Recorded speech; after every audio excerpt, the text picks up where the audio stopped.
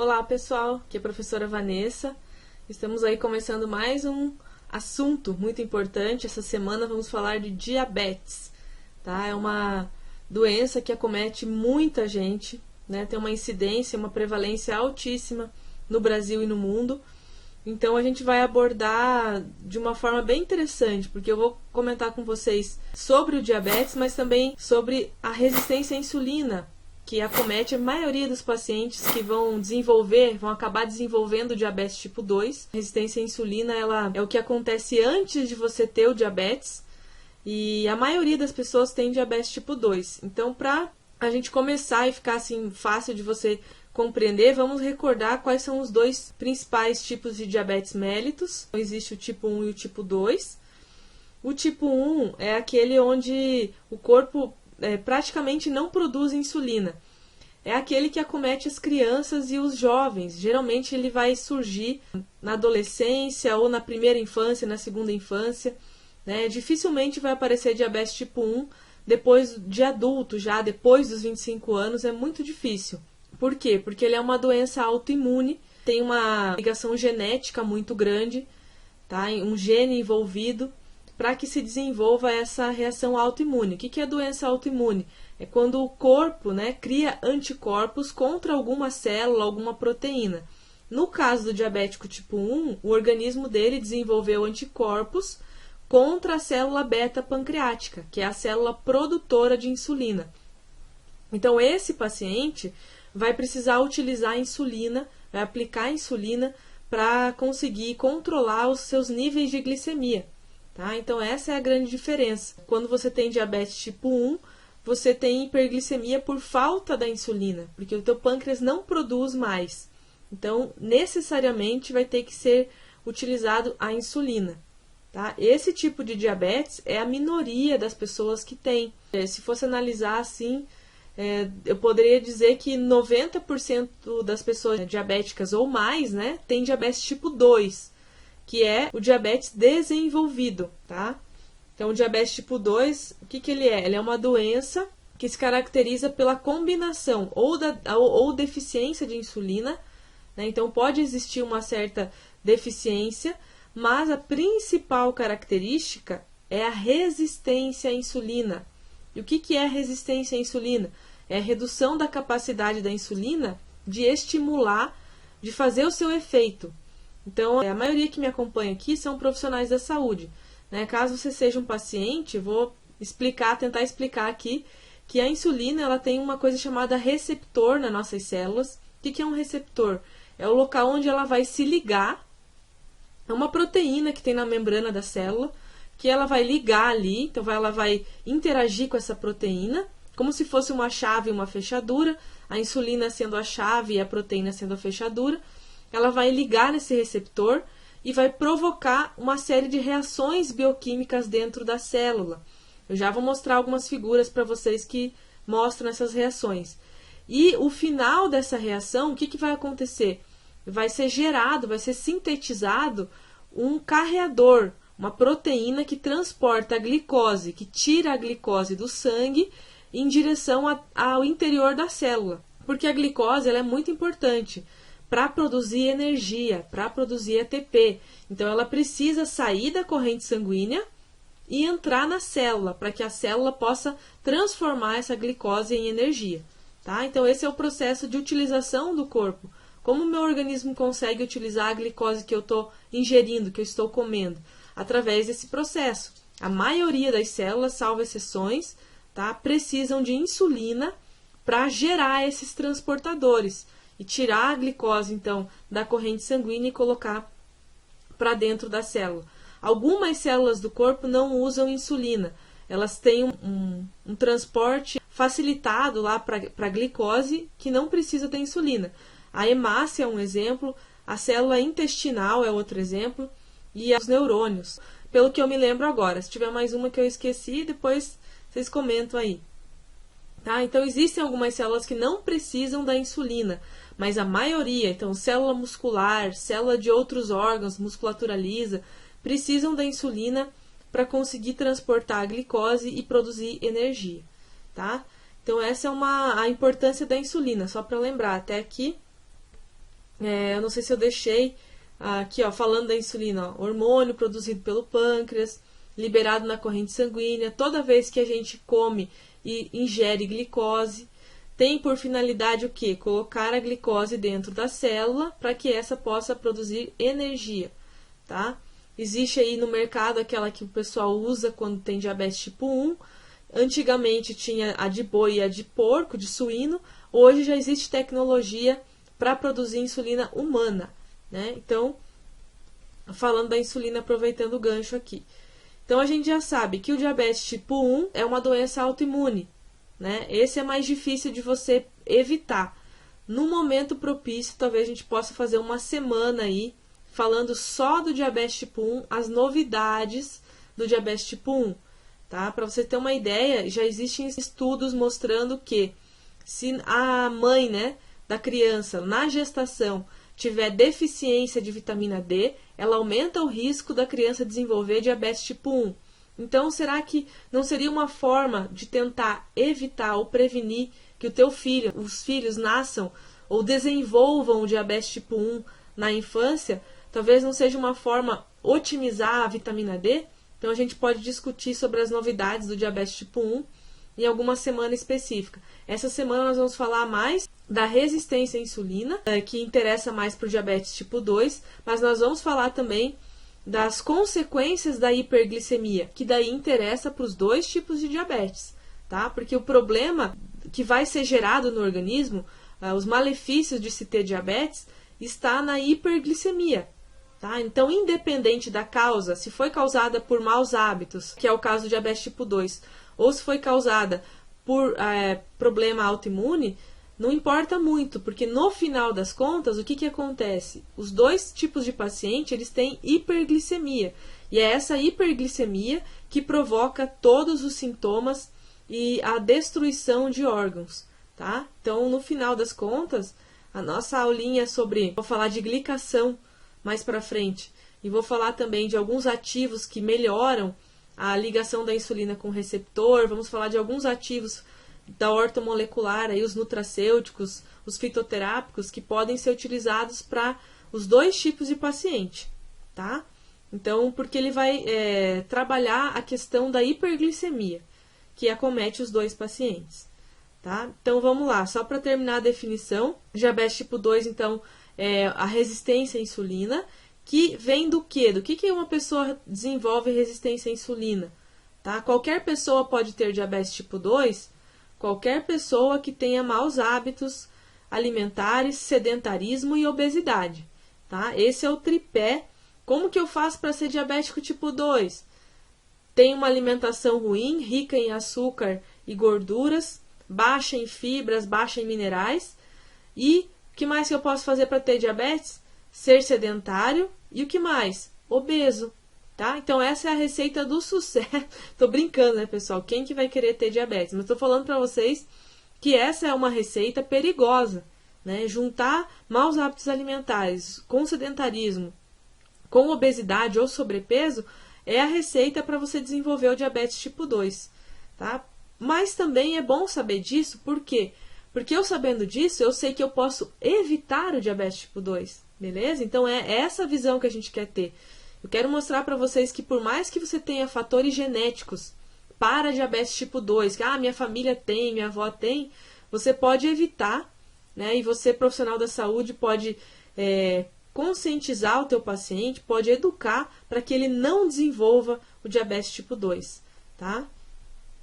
Quais são as causas do diabetes tipo 1, então? Já falamos que a causa principal é o sistema imunológico. E no diabetes tipo 2, qual que é o segredo, né? Qual a receita de ter diabetes? Obesidade, sedentarismo e maus hábitos, tá? A insulina já falamos também. Agora uma questão aqui muito interessante. Como que eu classifico, como que eu sei que alguém tem diabetes? Como que é feito o diagnóstico? Tá? Então, o principal exame utilizado é a glicemia. O que é uma glicemia normal? Abaixo de 100 mg por decilitro em jejum. Então, você vai ficar 8 horas de jejum, vai fazer o exame e tem que dar abaixo de 100. Tá? Um pré-diabético, ou seja, se uma pessoa tiver entre 100 e 125, ela é considerada pré-diabético, ou seja, está indo no caminho do diabetes. E uma pessoa que tiver 126, ela já é considerada diabética, tá? Aí varia, né? 126 ou mais, eu posso ter lá 200, né? Tem pessoas que têm mais grave um pouco, aí tem 300 de glicemia, e assim vai, podendo chegar até 600. Acima de 500, a gente já tem vários sintomas, inclusive a pessoa começa a sentir tonturas, confusão mental, pode entrar até em coma. Tanto a hipoglicemia, que é a glicemia muito baixa, quanto a hiperglicemia pode gerar esses problemas de tontura, confusão mental e coma. Por isso que a pessoa que tem diabetes tipo 1, que usa insulina, ela tem que ficar usando o glicosímetro e avaliando os níveis para ver como está, porque ela pode ter tanto hiperglicemia quanto hipo devido ao uso da insulina. Tá? O principal efeito adverso do uso de insulinas é a hipoglicemia, ou seja, baixar demais a glicemia. Tá? Então eles ficam monitorando. Um exame que é considerado padrão ouro para diagnóstico é a glicemia pós-prandial, ou seja, é aquele exame em que a pessoa vai e toma o xarope, e aí ela vai toma o xarope concentrado de açúcar, vai aferindo a glicemia de 30 em 30 minutos. Tá? Então aqui está na coluna da direita falando qual é o valor normal para esse tipo de teste. Então não pode passar de 140. Se for pré-diabético, vai estar entre 140 e 199, em algum momento vai fazer esse pico. E o diabético vai apresentar mais do que 200 mg de glicemia quando consumir o açúcar lá, o xarope. Tá? Então esse é para diagnóstico. Para monitoramento, pessoal, a gente usa, geralmente você vê uma pessoa assim, vou pedir hemoglobina glicada. Né? Então, hemoglobina glicada é já a hemoglobina que sofreu uma alteração pela presença da glicose, e aí a gente tem parâmetros normais também. O ideal, vou falar aqui, é ter uma hemoglobina glicada de no máximo 6, tá? Mas é normal até 7, tudo bem, mas o ideal é no máximo 6. Pacientes diabéticos têm hemoglobina glicada mais alta, porque a glicose demora para sair da corrente sanguínea e começa a alterar a hemoglobina, que é uma proteína, tá? Ela faz uma alteração, ela faz uma glicação. Nós já vamos falar da glicação. Vocês vão ver como é importante controlar a glicação pelo estrago que ela provoca. Então, como a hemoglobina está no sangue e é fácil de retirar a amostra, a gente usa ela como referência. Mas a hiperglicemia não provoca glicação só da hemoglobina, hein? Provoca glicação de uma série de outras proteínas que são importantíssimas para o funcionamento do corpo, tá? Quero que vocês lembrem disso. E o que eu mostrei aqui para vocês? Eu estou mostrando aqui a curva de insulina. Então, o que eu considero interessante para pedir para o paciente para avaliar como está o funcionamento dele do pâncreas, como ele reage ao açúcar, é a insulina de jejum, pessoal. Para mim, ela é mais importante que a glicemia. Por quê? Porque a glicemia, o que vai acontecer? Se o teu pâncreas, o pâncreas é quem produz insulina, então você vai lá e começa a comer açúcar de forma desregrada, várias vezes ao dia, cada pouco o teu pâncreas tem que trabalhar o dobro para tirar aquela glicemia. Quando isso começa a acontecer, o teu pâncreas tem que produzir mais insulina, você concorda comigo? Porque você está o tempo todo mandando informação de entrada de açúcar, entrada de açúcar. Então, o pâncreas ele fica em sobretrabalho, ele trabalha mais do que ele deveria. Quando isso acontece glicação, que eu acabei de falar. Nós já vamos falar mais sobre glicação no próximo assunto, próximo tópico, tá? E você pode causar resistência à insulina, ou seja, os teus receptores de insulina começam a ficar alterados devido à própria ligação da insulina com eles ou da glicação, que também altera receptor, porque receptor é uma proteína. O que pode alterar receptor de insulina para que ele não funcione bem, pessoal? Glicação, estresse oxidativo e inflamação. Tá? São as 3 coisas que podem gerar processos na célula que alteram o receptor. Então, qual que é o problema? Se você tiver esses problemas aí, o teu pâncreas vai fazer o quê? Ele vai produzir insulina a mais mas a tua glicemia vai ficar normal. Por quê? Porque ele está trabalhando a mais, está produzindo mais insulina, jogando mais insulina na tua corrente sanguínea, para que você mantenha aquela glicemia normal. Então, se você fizer o exame só da glicemia de jejum, o paciente vai apresentar uma glicemia normal. E aí você vai pensar, tá tudo bem com ele não está em risco de diabetes, porque a glicemia está normal. Porém, se você dosar a insulina dele, ela pode estar alta, ok? Por quê? A que custo eu estou mantendo a glicemia normal? Ao custo de produzir o dobro de insulina. Então, o que a gente considera uma insulina de jejum ideal? Eu não sei se eu deixei aqui, não deixei, mas vou falar para vocês. A gente considera o ideal insulina de jejum abaixo de 5. Mas o que é normal? Se você olhar o valor de referência, é entre... Eu não me lembro agora se é 3 o valor mínimo, tá, pessoal? Depois vocês olham. Até 23. Então se tiver em 20 está normal ainda. Porém, acima de 10 a gente já considera na ortomolecular, e não é que a gente considera na orto, é que estudos mostram que a pessoa já está tendo que produzir uma insulina a mais, né? Já está indo por um caminho de produzir muito para conseguir manter a glicemia. Então, se eu tiver uma insulina abaixo de 5, quer dizer que está ótima, que meu pâncreas não está em sobrecarga, que eu vou lá e produzo um pouco e eu já consigo baixar a minha glicemia, não estou com problema nos meus receptores. Eu já considero acima de 10 que a gente tem que melhorar a ligação da insulina com o receptor. Então, se você pegar um paciente e a insulina de jejum dele tiver entre 12 e 15, tiver acima de 10, você já pode começar a trabalhar a ligação da insulina com o receptor, a usar ativos nutracêuticos que trabalham essa questão, tá? Então, melhor ainda se fazer, pacientes acima de 40 anos, o ideal é fazer a curva de glicemia junto com a curva de insulina, porque aí você vai ver tanto a insulina de jejum e a glicemia de jejum, quanto a maneira com que ele reage à presença do açúcar. Então, uma dica aqui que eu dou, você vai fazer o seguinte, você vai fazer a curva, o pico de insulina não pode ser maior do que 7 vezes o valor da insulina de jejum. Se for maior que 7 vezes, o paciente está tendo que produzir muita insulina quando ele entra em contato com o açúcar. Então, às vezes, a insulina de jejum dele está normal, está ideal lá, está em 7. Está em 7. E aí ele consome aquele xarope, né, do exame, a insulina dele aumenta 15 vezes, aumenta 20 vezes. Então, quer dizer, ele não tem uma boa resposta ao consumo de açúcar. Então, eu poderia estar enganado, eu poderia achar assim, não, mas a insulina de jejum dele está normal. Aí não me preocupar mais com isso. Porém, quando ele come açúcar, não é ótimo o processo dele, entende? Então, a curva de glicemia, mais a curva de insulina, eu considero o ideal para você avaliar risco de diabetes.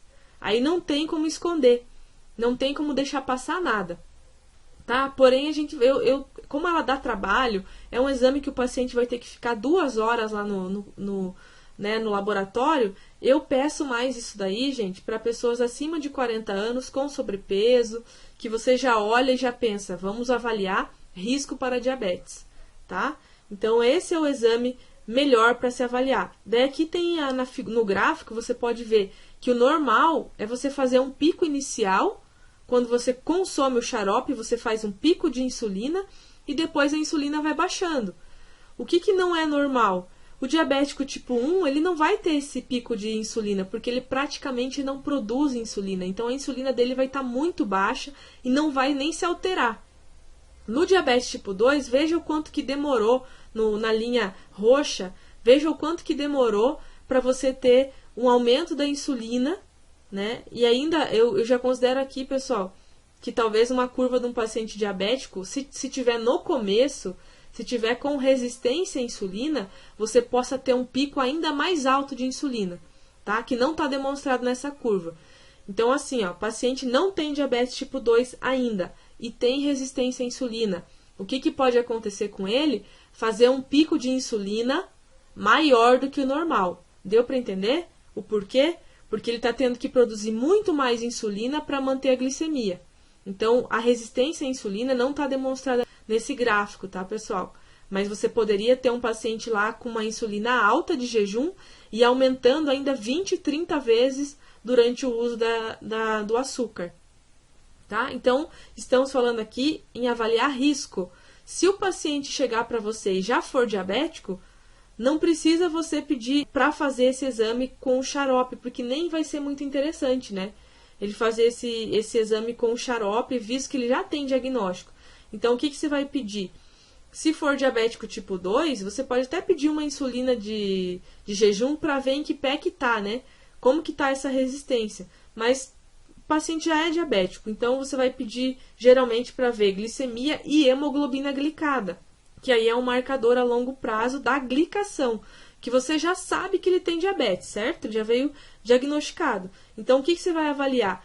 Se ele está controlando os níveis de glicemia e evitando a glicação, tá? Espero que tenha dado para pegar aí a ideia de quando pedir qual exame e como avaliar, porque é importantíssimo isso para quem quer prevenir diabetes tipo 2, tá? Beleza, pessoal? Então, agora vamos lá para a parte de resistência à insulina.